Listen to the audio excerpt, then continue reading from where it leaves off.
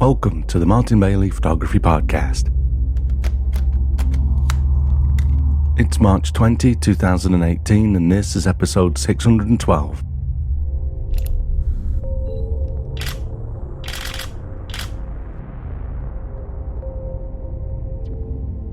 Today we continue our travelogue to walk you through our adventure on the second of my Japan winter wildlife photography tours for 2018, as we visit the Hooper Swans at Lake Kushiro. We pick up the trail on day 6, the middle day of our 12-day tour. After spending the morning driving over from the area in which we'd photographed the red-crowned cranes, and a brief touristy stop at Lake Mashu to take in the scenery, we spent some time before lunch at Kotan, a small corner of Lake Kushiro, where there's a pool of unfrozen water thanks to the hot springs that flow into the lake there. This gives the swans somewhere to gather as they winter here from Siberia. This is often one of the most relaxing shoots on the trip, and this day was no different. I love just sitting out in the snow, often in the sun, and just waiting for the swans to do something. Like this one, as he reared up and flapped his wings a number of times, basically just having a stretch. I struggled to decide which of the 3 of my favourite frames to share with you, as they all show very different wing positions, but I think this frame shows the most detail in this magnificent animal. The swan is almost backlit, so relatively dark against the bright snow, but this is what's helped in some ways to give me the detail that I captured in this image. Swans' wings are something that I can look at for hours, so I'm always happy to find so much detail to pore over. My settings for this shot were f11 for a 1250th of a second at ISO 400, and I was using my 100 to 400mm lens at 400mm. I also enjoyed just watching a swan up on the snow beside me as it closed and then occasionally just slowly opened his eye to look around and check that we weren't getting too close for comfort. Again, this is very much about detail. When I zoom right in on the eyelids, the amount of detail recorded is unbelievable, and I love the warm colours in this image. These images were all shot handheld, although, if I recall, for this one, I was probably resting my elbow on my knee as I knelt in the snow, pretty much like my company logo that I drew some 12 years ago, based on a shooting style that I use a lot when shooting handheld.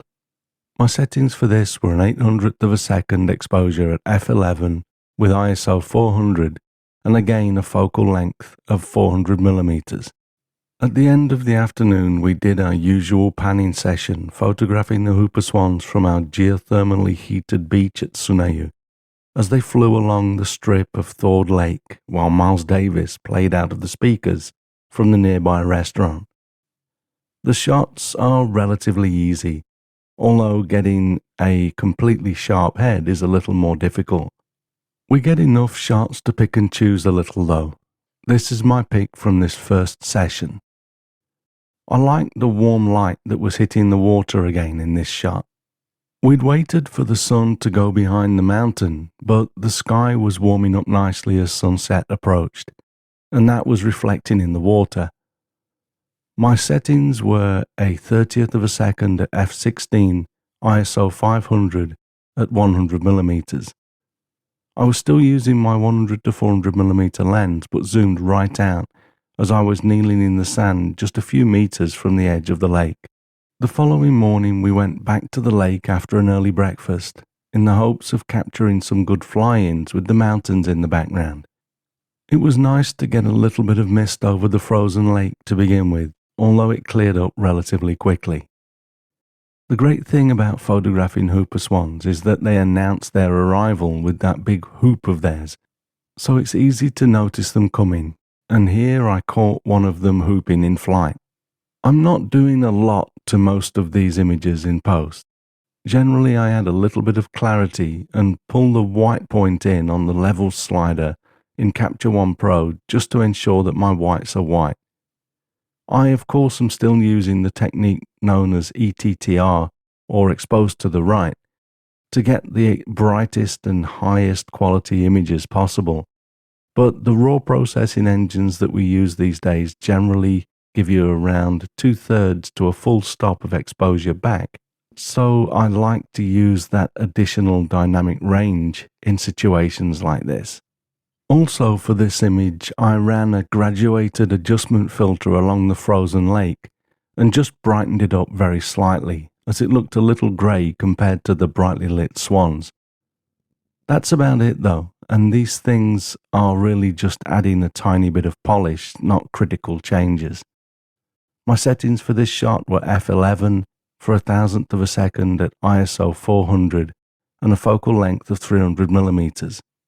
We enjoyed a number of fly-ins and some nice shots, but one of my favourite close-up images came 30 minutes later as a group of swans came in to land and one literally floated past me, enabling me to get this close-up at 135mm. I also like how there is a second swan in the distance, as this almost feels like a busy airport with a second plane queued up waiting to land after this first one. Of course, the second swan coming into the frame was pure luck, although I was consciously pulling back enough to include part of the mountains to put this swan in his environment. I love photographing the swans in the mist with hardly any difference between the white of the swans and their surroundings, but when it's clear like this, I like to try to add a little more of the surroundings for context.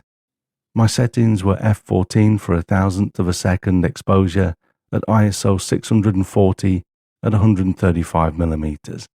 At 9:30 am we moved from Sunayu to Kotan, and I shot a number of images of the swans in the mist, like we see in this image.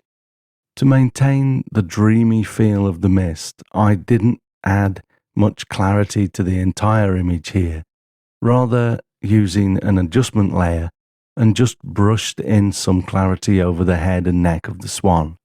Also, the stones in the foreground were a little too prominent, so I cloned out a few and then actually brushed in and layered a few more adjustment layers across the bottom of the frame to reduce the clarity of the rocks, making the mist or steam around the base of the swan a little bit stronger.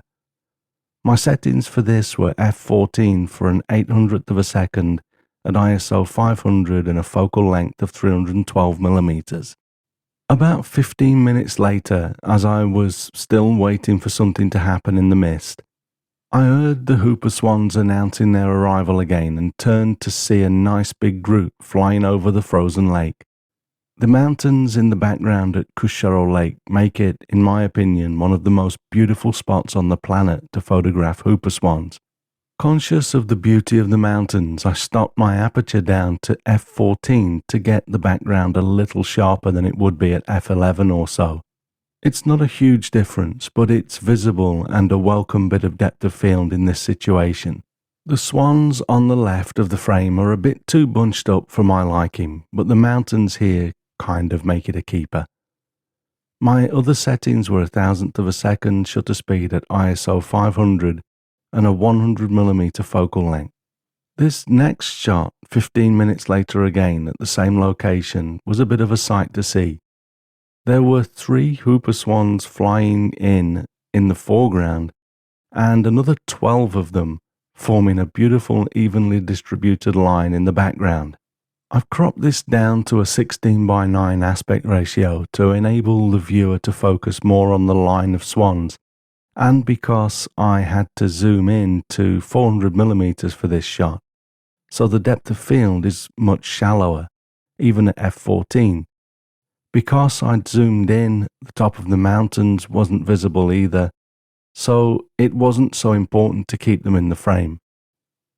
My shutter speed was still 1,000th of a second at ISO 640 now. 17 seconds later, the swans forming the distant rank in the previous image were over the mountains, filling my frame at 100mm. So once again, the f14 aperture worked well to give me lots of depth of field for a wider shot, as we can see here.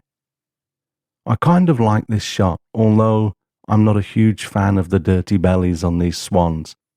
They sometimes get dirty like that because the water is very shallow in the thawed pools that they roost in, so the dirt and algae that forms on the rocks on the lake bed rubs against them as they sleep. In the past, I've seen the swans fly in with small black balls of grit stuck to their underbellies, and seeing that in my photos caused quite a strong negative reaction in me. I can just about live with this dirtiness, but I couldn't even look at the grit shots for some reason. Later this day, we went back to Sunayu and did another panning session. I've shared enough panned swan shots for this season though, so I won't bore you with another one today. The following morning, we went back to Sunayu for one last dawn fly-in shoot before we'd start the next leg of our journey. This next image is one of my favourite shots from this morning, as 11 swans approach the beach relatively nicely spread out and with the trees in the background. The piled up snow on the right is a bit of an eyesore, but I still kind of like this, probably because of the contrast between the birds and the trees, and I also like how there is some steam coming up from the band of thawed water along the edge of the lake leading through the frame. My settings for this were f14 for 1,000th of a second at ISO 640 and a focal length of 176mm. A member of my group asked me about this, so I'd like to add that I'm actually zooming out as I shoot this kind of image to keep the swans framed nicely as they get closer. If I check my EXIF data on this kind of series of images, I see that I'm gradually zooming out, making the focal length wider and wider as the birds approach. Okay, so let's wrap it up there for this week. Next week we'll continue our journey as we head over to Laosu on the Shiratoko Peninsula, where we'll photograph the stellar sea eagles and white-tailed eagles, and visit the Notsuke Peninsula to photograph the Ezo deer and northern red fox. Note that although our 2019 Snow Monkeys and Hokkaido tours have been sold out for a while now, we are now taking bookings for 2020.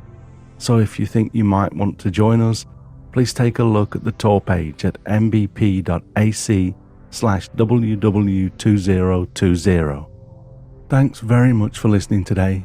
If you enjoy this podcast, please share a link with your friends. Subscribe in iTunes or your favorite podcast program to ensure uninterrupted delivery. If you have a moment to rate the podcast or leave us a review in iTunes, that helps to keep us relevant in the huge number of podcasts out there now. You can find me on Instagram, Facebook, Twitter, and Google+, etc., and links to everything that I'm up to are at martinbaileyphotography.com, so do drop by and take a look. I'll be back next week with another episode, but in the meantime, you take care and have a great week, whatever you're doing. Bye-bye.